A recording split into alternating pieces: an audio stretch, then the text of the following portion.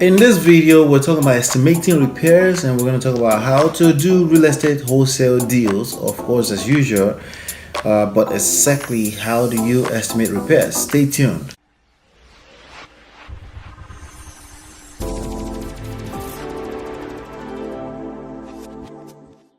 All right, what's going on? This is Ola coming to you live from myEmpirePRO studios. I have a quick question here that came in, and let's just go ahead and address this question. It says, okay, so I might have a deal under contract soon.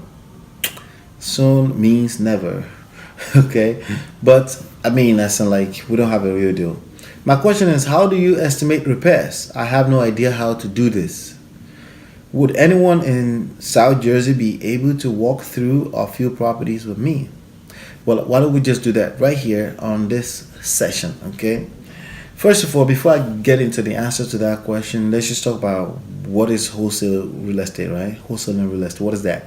Well, it's basically when you put a house under contract at a discounted price, maybe not so discounted, but at a price that investors love. What is the price that investors love? So think of it this way: a property is worth $100,000, right? After repair, it needs some work. It needs about $20,000 worth of repair. Okay, so because of that, you're not just gonna, as a seller, as a owner, it's not as simple as just go put it on the market for $100,000 minus $20,000, and that would be $80,000. Then somebody's gonna come happily and purchase the property and then fix it for $20,000, and then voila, $100,000. It's not that simple. When the property needs work, it becomes less attractive to the regular market, to the retail market. You know, people, this is their home. They need to fall in love with it. The women need to fall in love with the kitchen, the bathroom, the lawns, and it needs to have the curb appeal, right? So people need to fall in love with that property before they buy. So if you have a property that needs $20,000 worth of work and it's worth $100,000 after repair, the offers you're going to be getting on the market, if you put that house on the market, is going to be a lot less than $80,000, which is the difference. It's going to be a lot less than that. Okay, you're going to be getting offers for $40,000, $50,000. Why? Because it's not attractive. Now that's if you get any offers at all. There's a very high chance that you're not going to get any offer. Okay, because again, it's not attractive. It's not an attractive house. And the retail market basically wants a ready-to-go live-in. So the kind of people that will be interested in such properties are investors. Investors who would like to purchase the property, put the work in, and then sell it for a profit on the market. Okay, which is legal. You know, they deserve to make a profit from that. That's the idea of real estate investing. So basically, if they go purchase the property for $80,000 and they put in work for $20,000, they sell it for $100,000, there's no profit there, right? So what's a reasonable profit for an investor? A reasonable profit for an investor is 30%. It's somewhere around 30%. Does that make sense? It's somewhere around 30%. But the more the better, okay? A lot of times investors will want more. Basically here in New Jersey, investors like $40,000 profit, okay? It keeps the business going. They invest some money, they make some money, everybody goes home, right? So basically the way that works is an investor will come in and do the math of what is the 65% of $100,000. That will be $65,000, right?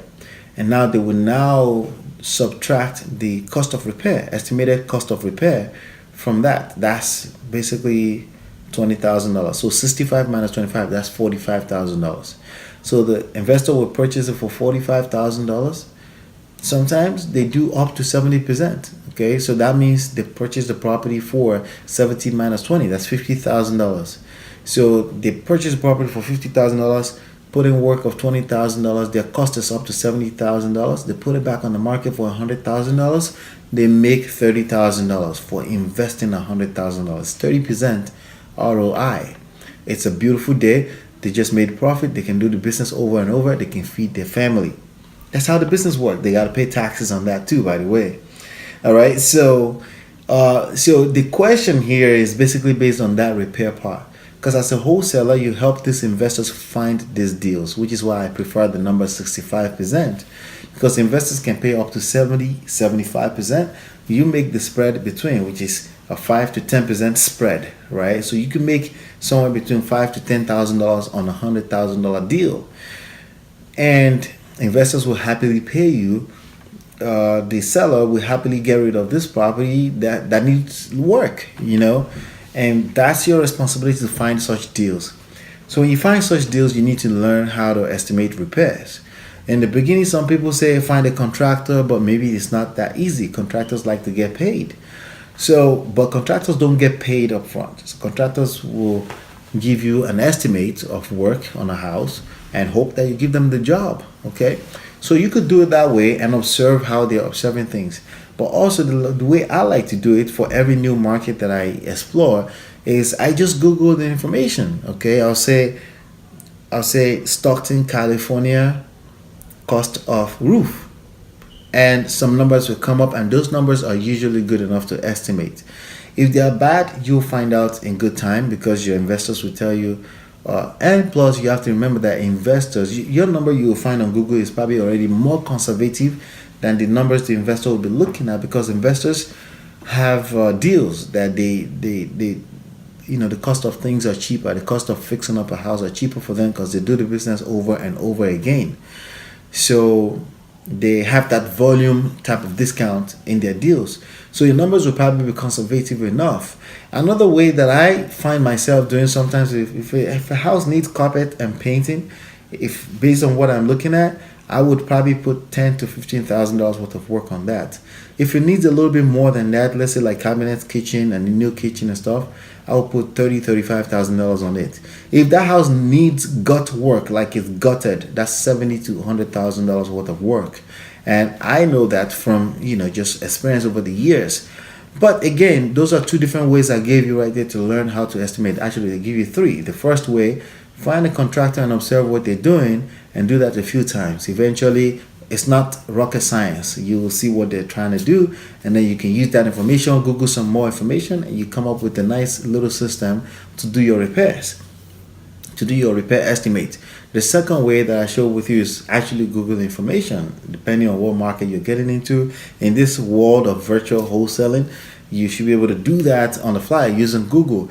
The third way that I share with you is basically, what's the third way? Remind me. I need to clear my throat. Okay.